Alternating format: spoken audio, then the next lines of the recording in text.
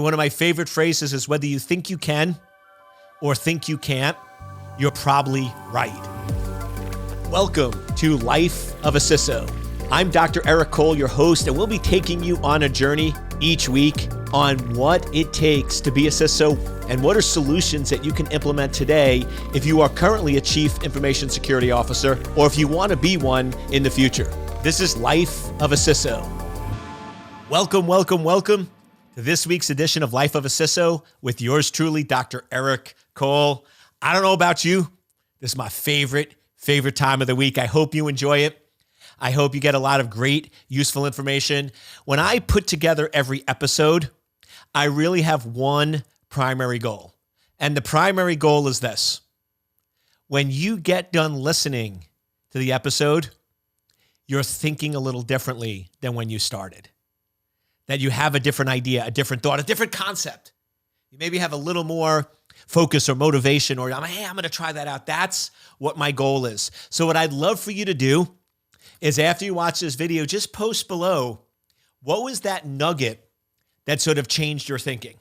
What was that idea that changed your perspective or gave you a different view of the world that now you step back going, ooh, very, very interesting. So if this is your first time listening to Life of a CISO, welcome. I have one goal and one goal alone. And my purpose of this podcast and this show is simple: to create or have you unleash your world-class Chief Information Security Officer mojo, right? I'm not about average here. We're not about good enough. I'm about world-class. We're all about world-class Chief Information Security Officers. And here's the coolest part. It's already in you, right? I'm not teaching you anything new. I'm just taking away the doubt and the things that are holding you back. One of my favorite stories is Michelangelo when he was going in and creating the statue of David, right? Very, very famous piece of art in marble. Everyone always asks him and goes, how did you do that? How did you take this block and basically see the David when it was still a block? And he gave a very interesting response. He goes, no. The statue of David was always in there. All I had to do was remove the excess stone. All I had to do was get rid of the extra stone so you could see the David that I saw when it was just a block, right? And that's what I look at here. Not that I'm saying I have even close to the artistic ability of Michelangelo, right? That's when we always laugh because my mom was an artist. That's what she went to school for, did a lot of painting. I mean, just amazing. My sister was an artist. My dad did architectural, landscape architecture. So he did a lot of drawing. Then later in life, he did a lot of charcoal and chalk drawing. So, I mean, they're amazing, talented. And I should put up on the screen, I go in and do a drawing and it's a little stick figure, right? That's sort of my extent, right? I didn't get that artistic ability. But the point is this: you're a world-class CISO and your greatness is within you. You're already there. I do not need to create it. I just need to help you get rid of some of that excess marble. I just need to chip that away so your greatness can come out. And the biggest thing I want to start off with, if you're new to the show, like I said, I usually like starting off with a little motivation, just a little mindset. And people always question me on that going, Eric, what are you trying to accomplish here? I thought you're a cybersecurity guy. I thought you're a technical guy. Why aren't you focusing on that? I'm about world-class. Yes, my focus is on world-class Chief Information Security Officers, but here's the part. I can give you all the tech. I can give you all the tech inside and out. And I taught technical cybersecurity classes for many years. But what I realized is you could have all the tech in the world, but if you don't have the right mindset and you go in to interviews or into jobs going, nobody wants to hire me, I suck, I don't have strategy, I don't understand business, you're going to be your own worst enemy. So in creating world-class CISOs, we need both. So I cover a little bit of both on those. And I always talk about if anyone's new to this podcast, but remember, if you're a frequent watcher, thank you, right? I love you. I'm sending you lots of love. I appreciate you keep coming back because that is the ultimate compliment. I'm giving you a lot of this information on my Life of a CISO for free, but you also have the most valuable asset on the planet, which is more valuable than money or gold, and that's your time. So the fact that you'll commit 20 to 30 minutes each week to listen to this, that means a lot. And like I said, I love to hear comments, love to hear feedback, love what you like about the show, how I can improve, or what's something that sort of change your perspective or change your viewpoint. So key thing, and I see this come up a lot, limiting beliefs. Limiting beliefs are something they don't teach in school, which they should. They don't teach in business development, which they should. Yet it's one of the biggest factors that will determine whether you're successful or not. And it's what your belief system is. If you believe that you are a world-class CISO and you can change the world and change businesses, and you truly believe that, you absolutely will. Right? One of my favorite phrases is, whether you think you can or think you can't, you're probably right. Right? Your thinking, your thoughts control things. And as I talk about a lot on the show, I love debunking phrases, because we have these phrases that we've created in life that just aren't true. And the one I'm going to talk about here is, you hear people all the time going, seeing is believing.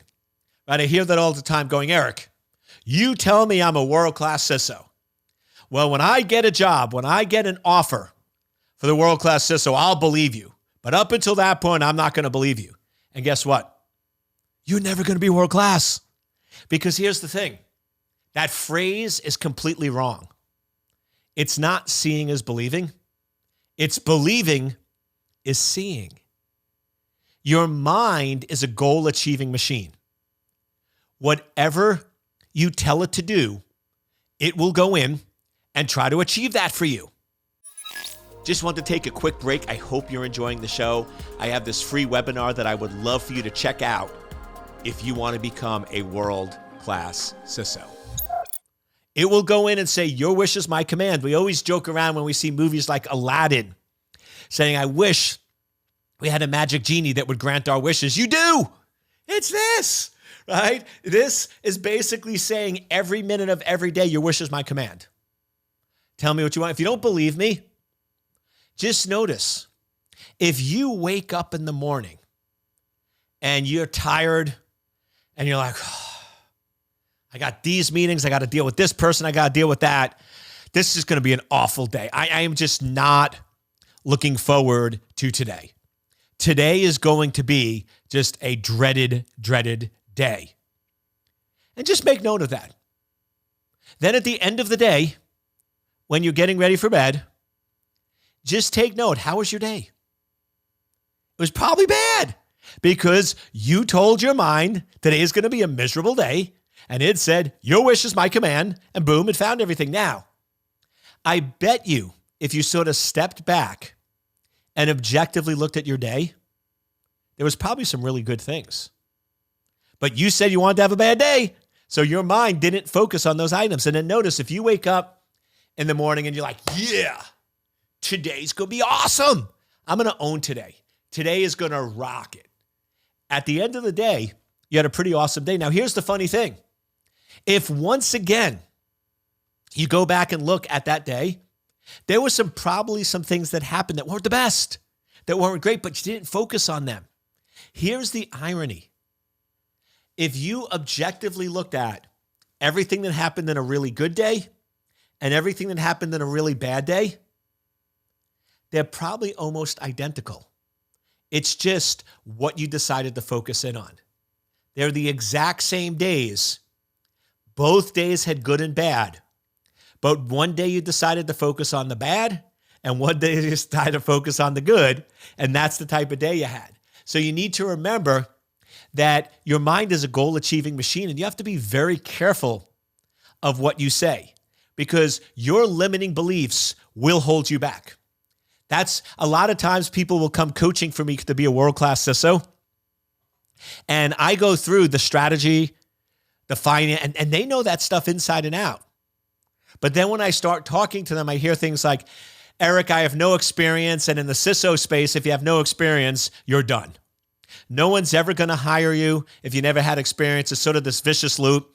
So I don't know why I should even bother trying. I know when I apply for these jobs, they're not going to be interested, and they're not going to see my value or my interest.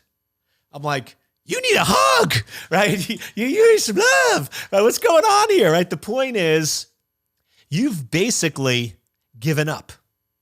How in the world are you going to be excited and enthusiastic of submitting 100 resumes and going on 75 interviews if you think it's a complete waste of time and you're never ever going to get a job? But what if you could go in and change that limiting belief to an empowering truth? Going, I am the world-class CISO. I am one of the best CISOs out there.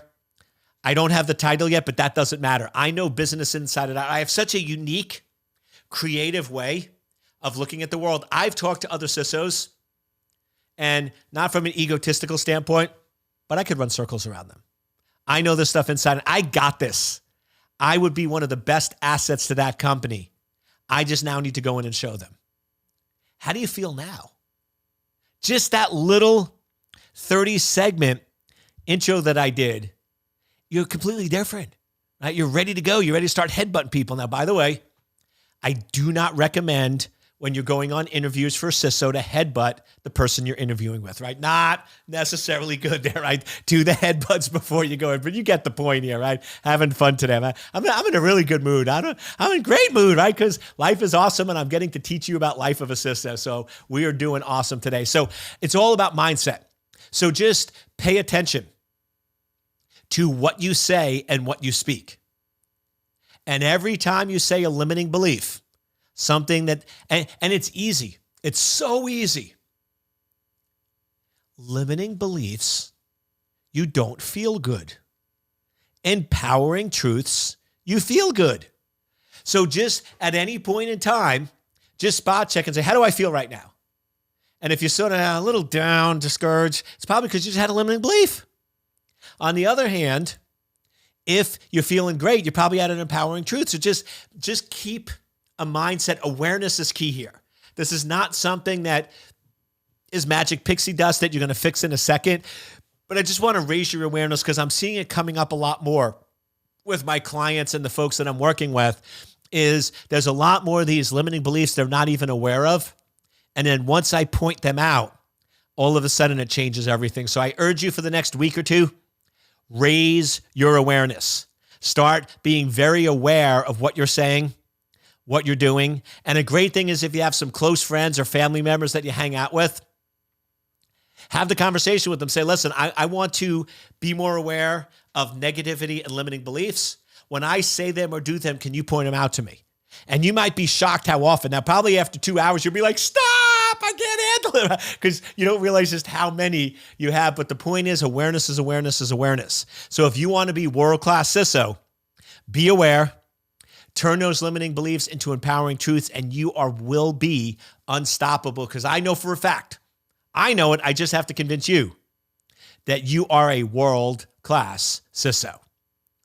Now let's get into a little more of the pure play CISO strategy. I often get a lot of folks going, Eric, there's so much going on in cybersecurity. If I'm a CISO, or I'm briefing the board, or I'm talking to folks, or I'm a new CISO, where do I even start? I mean, how do I even start tackling this? You have ransomware now, you have these extortion attacks, you have these data. I mean, it just seems like it's out of control and there's too much going on. Let me break it down for you. If we just get to a very basic, fundamental level, which is what I love to do, I love to get the foundational items and areas because all of a sudden things become so clear. If we're really looking at all the possible threats that are out there and all the possible things you could do to defend against it, there's really just 4 primary threats. The threat of a server being compromised, a client being compromised, a third-party vendor being compromised, or an insider threat, a person inside your company that's stealing or compromising information. If you really break it down, all the different categories we're seeing out there, really just come down to those 4 threats. Server threat, client threat, vendor threat, and insider threat. I mean, those are really the 4 threats. So now what we need to do as a world-class CISO is just recognize the vulnerabilities associated with each one. Because remember, cybersecurity is all about understanding, managing, and mitigating the risk of your critical data being disclosed, altered, or denied access. So when we're looking at risk, the probability of loss, risk really just comes down to 2 things: threats times vulnerability. And everyone always seems to get it wrong because they look at the formula threat times vulnerability. Threat is the potential for harm, and vulnerabilities are weaknesses that allows that threat to manifest itself. Now, which of those do you control? You can't control threats. You only control the vulnerabilities. So everyone goes in and starts focusing on vulnerabilities. And that's where you see it get out of hand with these vulnerability scanners that produce hundreds or thousands of vulnerabilities. And, we got to try to fix all these high, mediums, and low, or red, yellow, greens, and just create so much work and distraction. But in reality, we're doing it backwards. First, we need to say, what is our critical data? Then we need to say, what are the threats to that critical data? Then, once we know the threats to that critical data, we then want to go in and say, what are the vulnerabilities that would allow those threats to manifest themselves? And this is actually what I call a CISO risk assessment, or it's what I'll often call the executive risk assessment. It's a very, very powerful but simple exercise.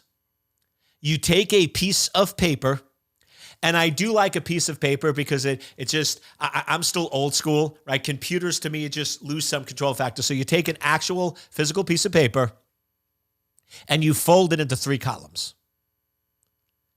Now you only have one piece of paper and you have 3 columns, which means you can only put 5 to 6 items in each column. So you really have to prioritize. So the first column, I want you to write critical assets, and underneath put business processes. And I want you to write for your entire business. Now, you could do this for an entire company, a business unit, or a small segment. It works the same. What is the critical data and business processes that support it? And you got to prioritize. This is where you have to get executives and other folks involved to really understand the business. What is really the most critical assets to the business?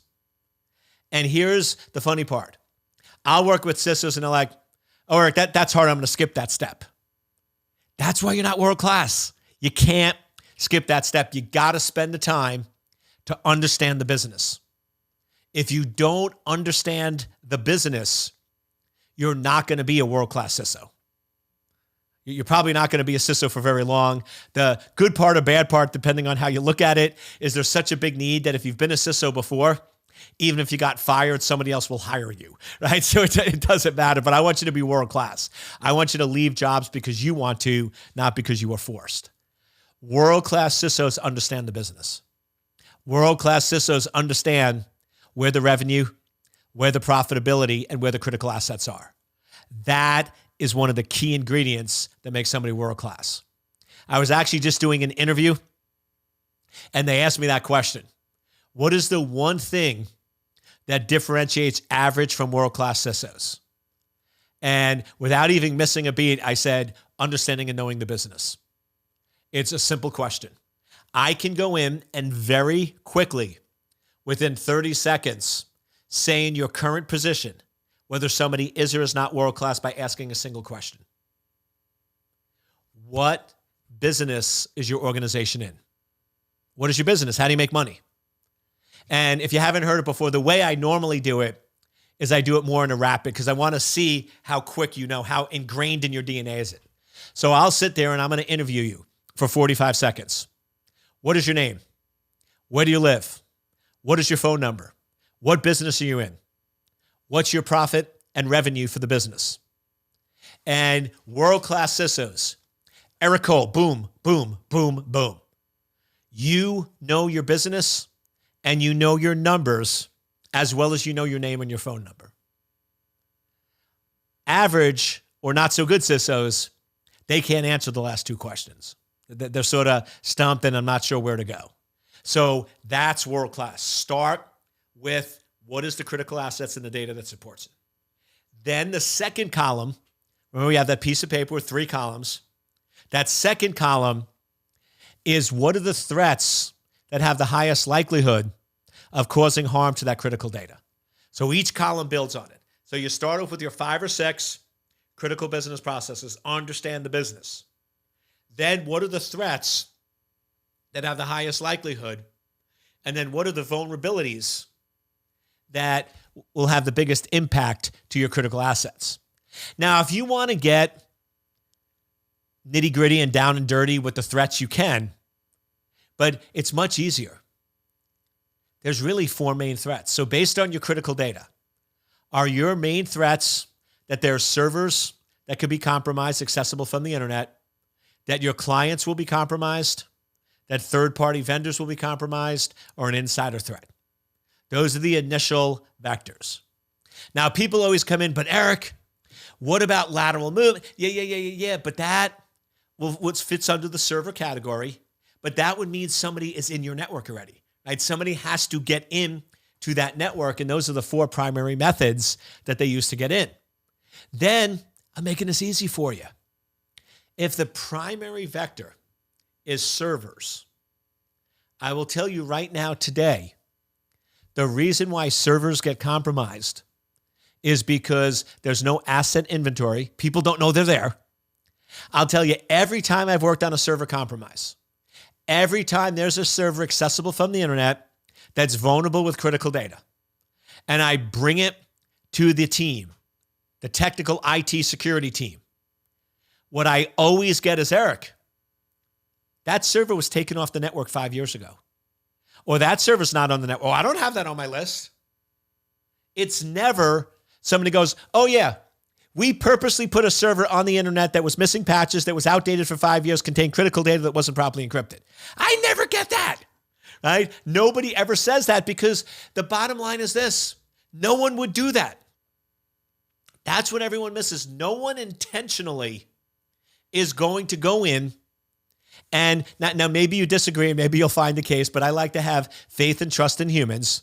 And in my world, nobody's that stupid, right? Nobody's going to knowingly do that, which means what it comes down to is they failed in one of the other areas.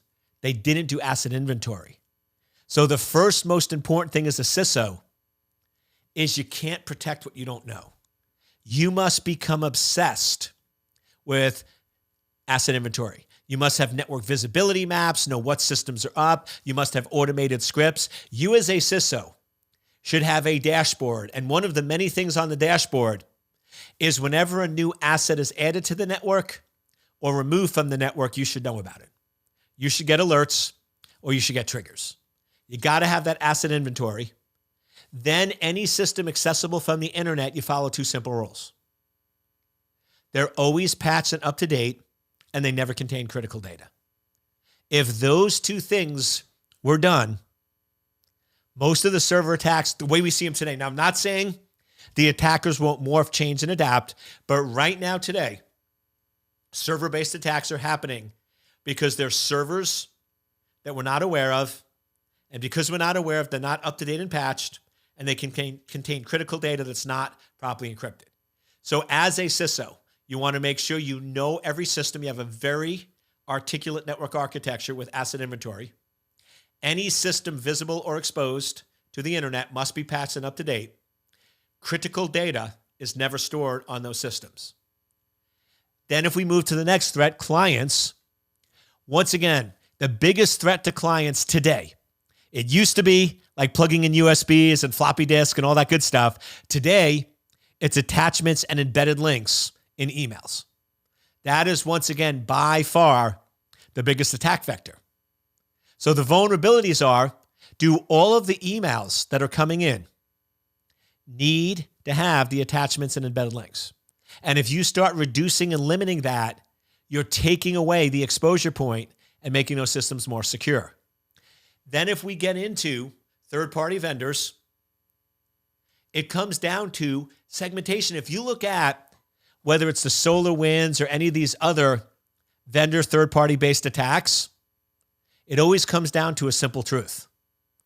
The data that was compromised, the software didn't need to do its job, which means least access, least access, least access. If we're going in and doing the principle of least privilege, giving any entity, any vendor the least amount of access it needs to do its job, we have heavily segmented networks and we limit and reduce access. And that's the same thing with insider threats. When we see insider threats, in many cases, the data they stole was a lot more than what they needed to do their job. So if we did least privilege, least privilege, least privilege, we'd be in really, really good shape.